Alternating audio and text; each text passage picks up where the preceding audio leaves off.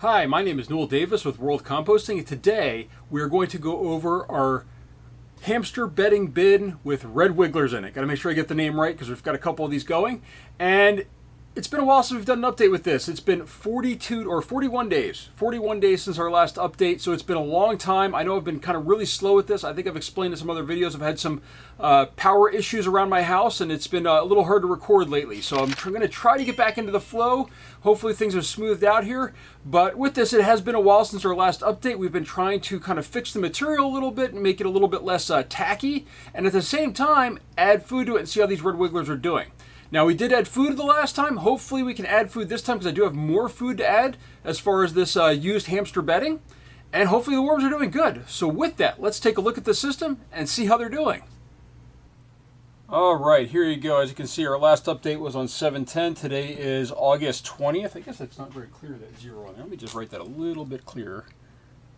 There we go, 20 like that. And there we go. So we're going to open this up and see how it's doing. And this has actually almost been going a year. We're just shy of a year right now. Well, first off, let's take a look at the top.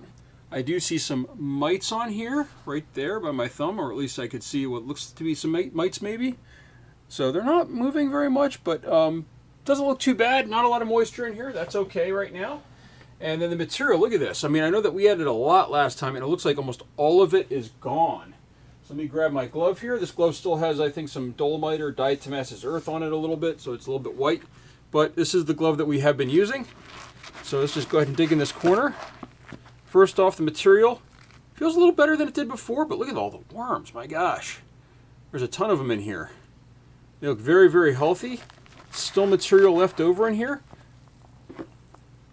Actually, we still got this mango seed in here. I'm surprised this is in here. But I think we added that a while ago.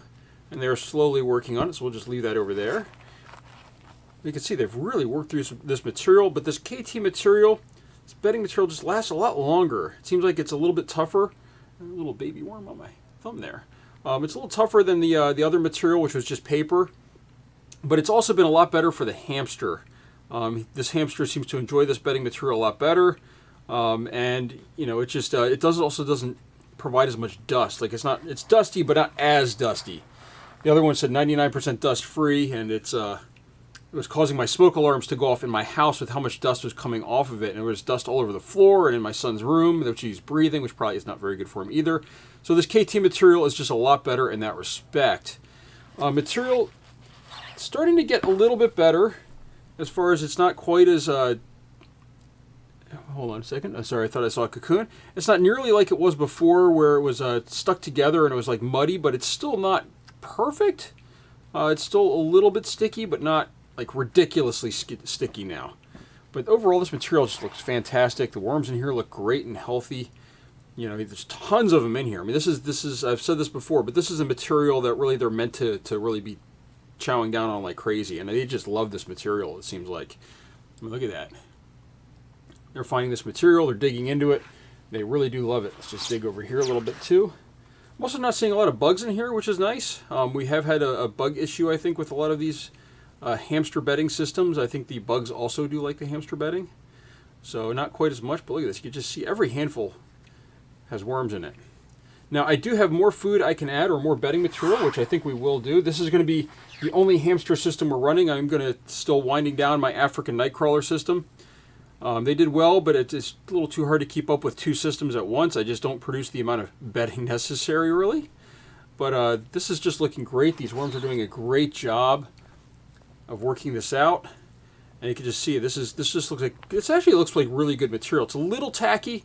As you can see right here, it's sticking to my fingers, but it's not too bad. It's not like it's really, I can scrape it off pretty easily. It's not like it's mud, which I've also had in, I think, the other system before, where it was basically stuck to my hands. So right now what we're going to do is we're just going to go ahead and scrape this area over here, kind of get everything away we can, and we are going to add another feeding to this system. Now, with this, as you can tell, it is a little bit sticky. We are going to add some diatomaceous earth to this as well, which is going to hopefully help prevent this from caking up too much.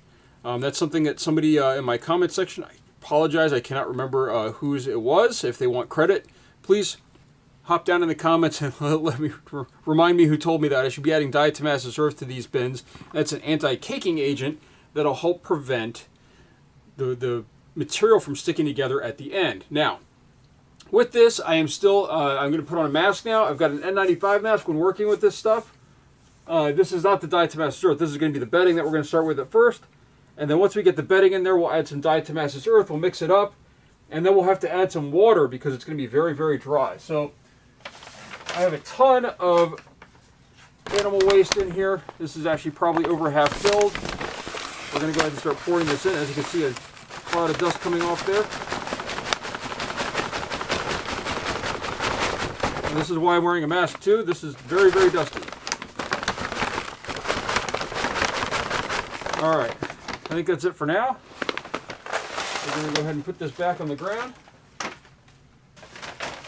Still about probably a quarter of the way full. Whew, lots of dust in here.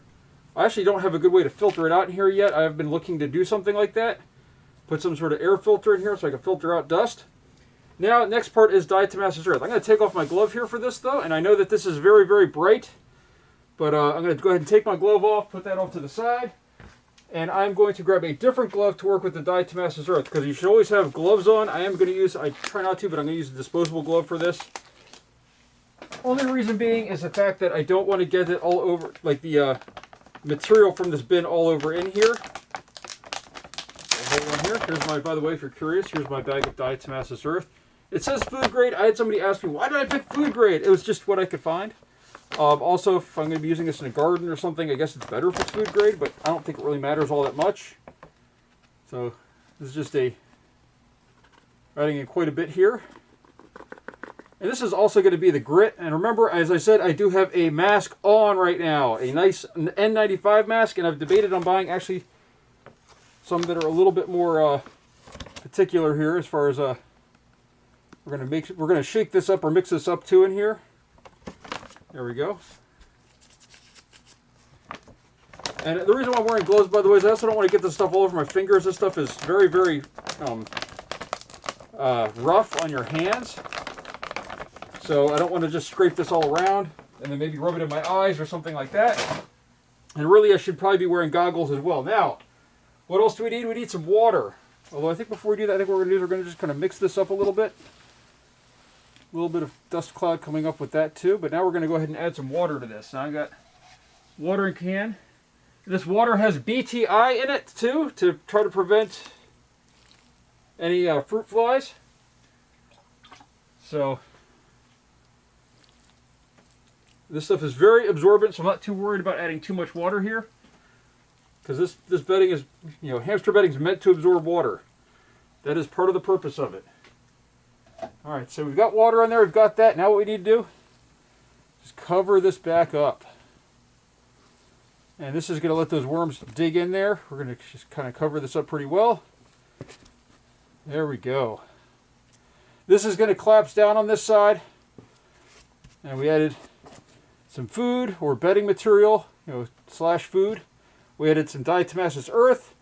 And then we are going to cover this back up. So let me grab the cover. And I also need to make a mark on here. So as you can see, we had our 820 on there. But now what we need to do is we need to do one more thing. I need to grab my little, I think this is dolomite that we added last time. I'm going to go ahead and, it's going to be hard. I'm doing it left-handed and upside down, but DE for Diatomaceous Earth, and I'm going to know that actually, let me put a little bit of a dash there, right there too. So that way we know we also fed as well. So there we go. There's our update. Hopefully this system, it just seems to be doing very well. We'll do even better with this new material in there. And again, if you have any questions or comments, please leave something down below and let me know. And hopefully we'll come back. And this is for those that actually have hamsters. I really suggest that you do this. Preferably outside, maybe instead of in your basement. But this is a great way to get rid of hamster bedding rather than just throwing it in the trash, which is just really wasteful in many ways. So with that, thank you for watching. And again, leave a comment down below if you have any comments or questions.